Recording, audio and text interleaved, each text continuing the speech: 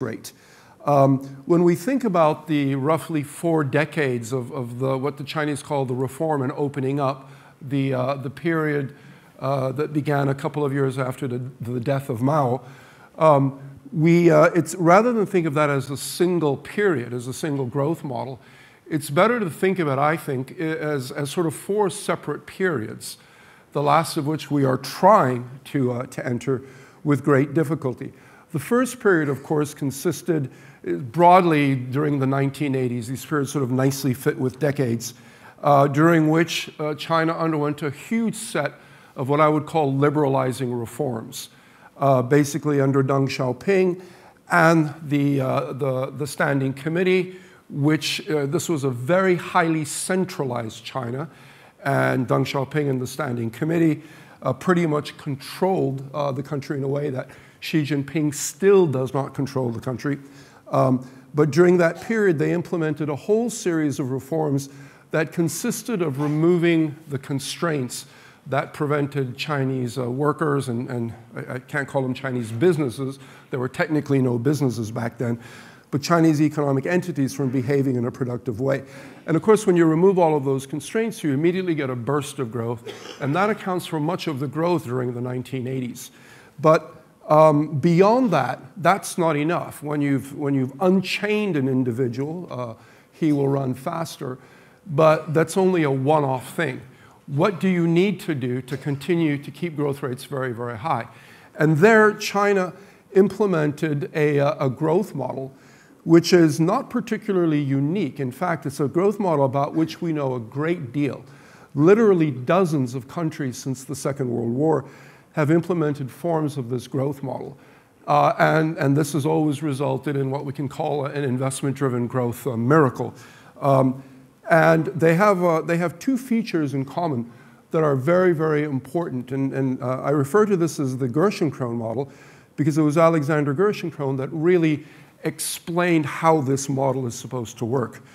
Gerschenkron noticed that developing countries have very high investment needs, of course, and for a variety of reasons, they tend to have fairly low savings. Or to the extent that they have savings, those savings are typically already invested in non-productive assets, gold, silver, et cetera. Which means that developing countries are dependent on foreign capital, which is a very risky and irregular form of investment. So Gerschenkron's point was that in order to speed up development, you had to force up the savings rate. And I'll get back in a minute to how you do that, because China did that more successfully than any other country in history. The second point that he made is that the private sector does a pretty bad job of investing in infrastructure and in long-term investments, so you need to centralize the investment process. So these are the 2 fundamental points of the Chinese growth model, and it's something that we've seen in lots of other countries. You could say that the Soviet Union almost invented this model. But we saw it in countries like Japan and a number of Latin American countries in the 70s, Japan in the 1980s, and on and on. Now, how do you force up the savings rate? Well, it turns out that conceptually, there is one very easy way to force up the savings rate, and that is to force down the household income share of GDP. Why is that? Because GDP is equal to consumption plus savings. So high savings just means low consumption. And most consumption is done directly by households. Government does some consuming on behalf of households, but by far, most consumption is driven by households. Businesses don't consume. So if you can reduce the household share of GDP, then you will reduce the consumption share of GDP. And if you reduce the consumption share, by definition, you're increasing the income share, the saving share of GDP. That's all it is. That's the trick. A few weeks ago at a BIS conference, an investor spoke about rebalancing the Chinese economy, and he said, look, it's really not very hard. For every $100 of income that a Chinese worker makes, he saves $50. And all you have to do is convince him to save less. The savings rate in China is roughly 50% of GDP. That is completely wrong. What really is happening is that for every $100 of GDP a Chinese worker produces, he gets paid $50. And out of that $50, he saves somewhere between 10 and 15 and consumes the rest. And when you add up the government consumption, which is roughly 10% of GDP, 10 to 15% of GDP, that's how you get the numbers to work. Savings is roughly 50% of GDP. Consumption is GDP minus savings minus the current account surplus, so it's somewhere in the high 40s. That means that if you want to reduce the savings rate of GDP, then you've got to increase the household income share of GDP. This is extremely difficult to do. And it's difficult to do because of the way that reduction in the household income share occurred. So over this period from basically the early to mid-1980s, which is when this process began, until around 2012, when it bottomed out, it started to rebalance, but very, very slowly. We had a number of factors that effectively transfer wealth from the household sector to other sectors. It ended up being the borrowing sectors, which are mostly large companies and the government. And how does this work? There's a lot of ways this works, and I won't go into them because it's not necessary for this particular lecture. But the most important way in which these transfers occur was through a hidden tax on household savings. How does this tax work? Well, during the last decade, it was particularly severe. During that period, nominal GDP growth was roughly 16 to 20%. I'm talking about the first decade of this century. And the GDP deflator, which is not terribly accurate, but it's the best measure we have of overall inflation in the economy, was somewhere between 8 and 10%. What would an appropriate lending rate be in that sort of environment? Economists would have huge arguments about it, but we would probably end up somewhere between, let's say, 12 to 14% as the right lending rate in that sort of environment. It certainly should be above the inflation rate. Well, in fact, during that period, the lending rate, the prime lending rate, was during the first half of the decade 6%, and during the second half it was 7%. And the benchmark deposit rate during the first half of the decade was 2.5% and 3.5% during the second half. So you can see the problem. You can see how that implicit tax works. If you saved money, at the end of the year, you had a little bit more, 103 kwai for every 100 you saved, but the value of that was significantly less.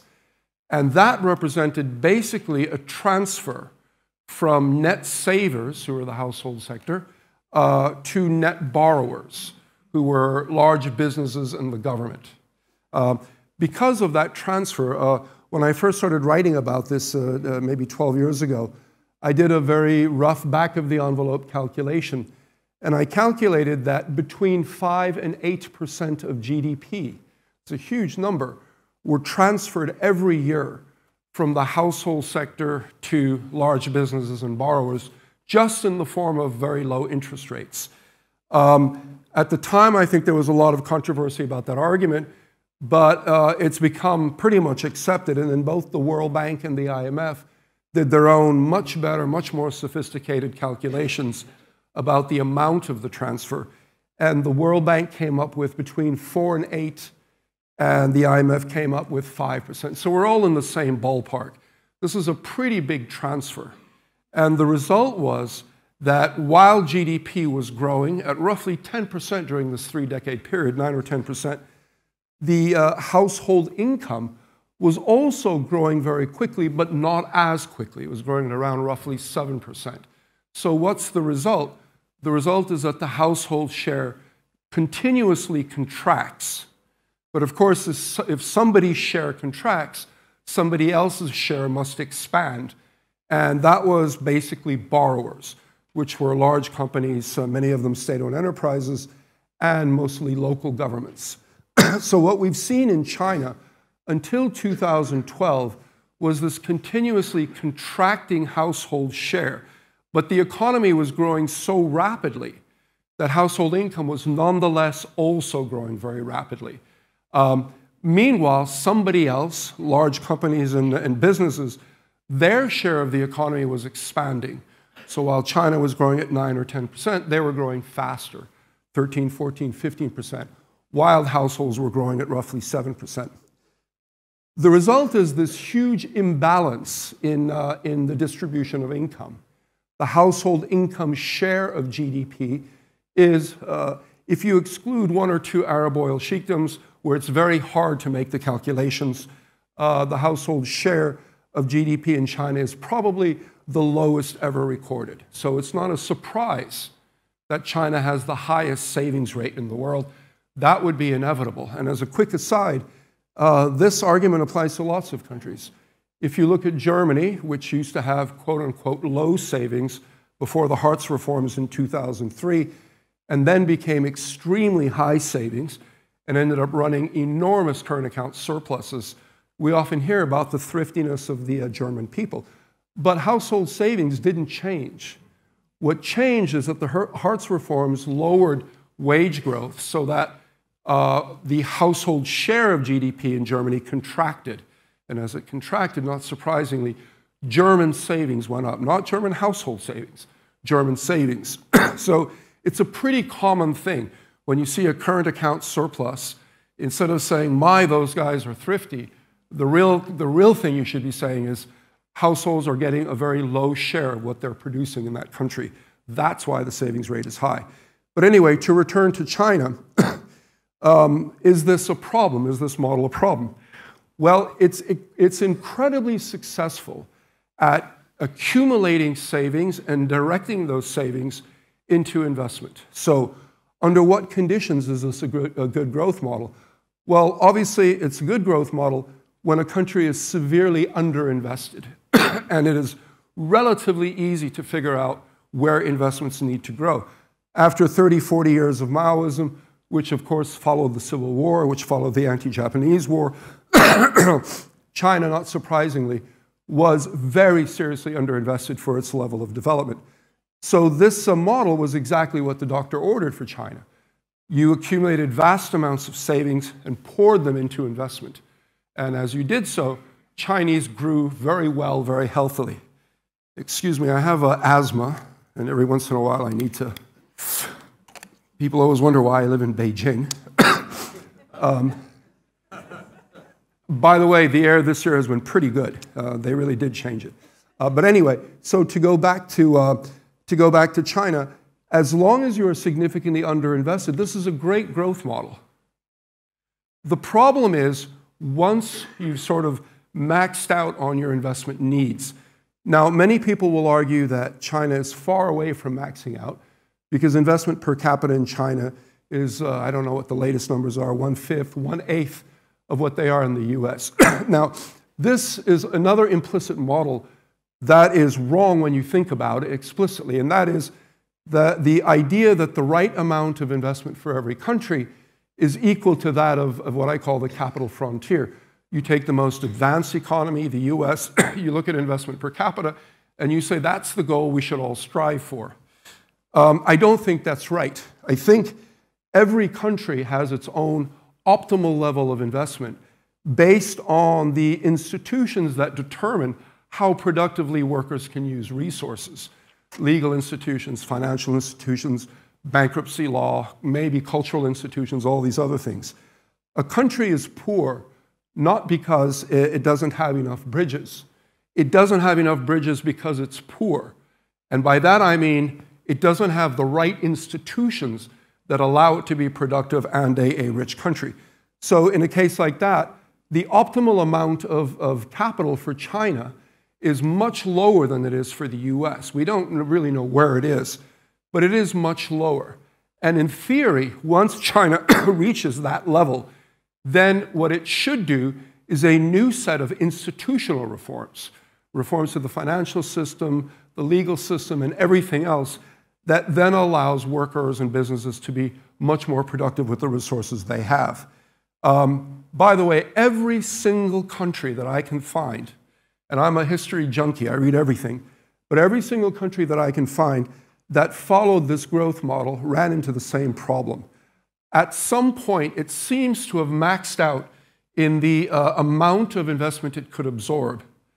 But rather than change, rather than move to a new model, it continued investing. And so what ended up happening is that at that point, debt starts to grow faster than debt servicing capacity, which is the definition of an unsustainable increase in debt. Why do countries never stop when they should? Why do they continue investing well beyond their needs? One of my favorite economists, Albert Hirschman, who is not read at all in Asia, I think largely because he wrote about Latin America, but he really should be more widely read. He asked that question in the 1970s, and he said it's not because we don't realize we're overinvesting. He said the problem is that the groups that benefited disproportionately from the very rapid growth are extremely powerful. The more successful the growth model, the more powerful they are likely to be. And these groups prevent the country from switching the model because, as I will get into later on, basically the type of reforms that you need involve a retransfer, rebalancing of the wealth income. So these groups, after many years of receiving a disproportionately high share of a rapidly growing economy, now need to shift, if you do it correctly, and they pay a disproportionate share of the adjustment costs. In other words, they must get a disproportionately low share of a much more slowly growing economy. And what Hirschman argued is that these so-called vested interests are the ones that prevent the necessary reforms, the right kind of reforms. I say everyone in China should read him because it's widely recognized now that this is exactly the problem that China faces. Why is that? Well, once you reach the point where your investment is no longer productive enough to justify the investment, where your debt servicing costs are rising faster than your debt servicing capacity, then of course your debt burden is starting to grow. It's interesting that every single country that followed this growth model ended up with a significant debt problem. And